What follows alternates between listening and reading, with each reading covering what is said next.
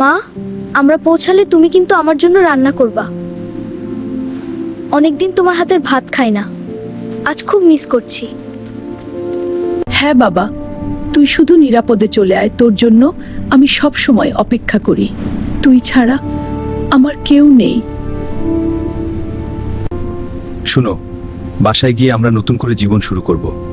আগের সব কষ্ট ভুলে যাব, আমি তোমাকে আর কষ্ট দেব না।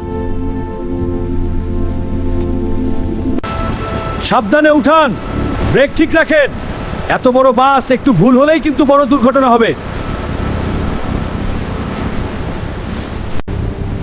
এত গাড়ি একসাথে তোলা ঠিক হচ্ছে না। ফেরিটা দুলছে, আমার খুব ভয় লাগছে। ড্রাইভার ভাই, একটু পিছান, বাসটা খুব সামনে চলে গেছে, ভারসাম্য ঠিক থাকছে না।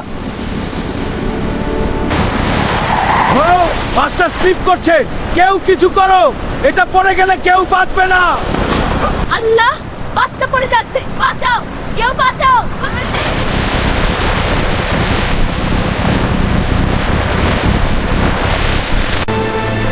মা, আমি ডুবে যাচ্ছি, আমাকে বাঁচাও, আমি বাঁচতে চাই। মা,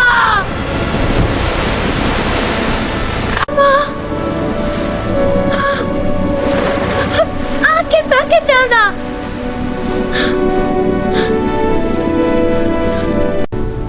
আমার স্ত্রী কোথায়? একটু আগে তো পাশে ছিল, কেউ কি তাকে দেখেছেন? দয়া করে বলুন। আমার স্ত্রী কোথায়? একটু আগে তো পাশে ছিল, কেউ কি তাকে দেখেছেন?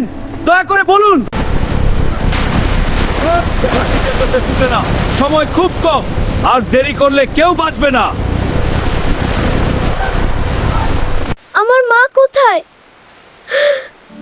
কেউ কি আমার মাকে দেখেছেন? আমি এখন একা হয়ে গেলাম। একটা সন্তান তার মাকে হারালো, আর এক স্বামী তার স্ত্রীকে হারালো। এই কষ্টটা ভাষায় বলা যায় না। জীবন খুবই অনিশ্চিত, কখন কি হয়ে যাবে কেউ জানে না। তাই প্রতিটা মুহূর্তকে মূল্য দিন। আজ যারা বেঁচে আছি, আমাদের উচিত এই ঘটনা থেকে শিক্ষা নেওয়া, যাতে আর কেউ এমন কষ্ট না পায়। প্রিয় মানুষদের সময় দিন, তাদের ভালোবাসুন, কারণ কখন যে শেষ দেখা হবে কেউ জানে না।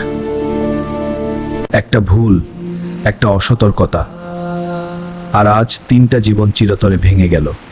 তাই সাবধান থাকুন, আপনার জন্য কেউ অপেক্ষা করছে।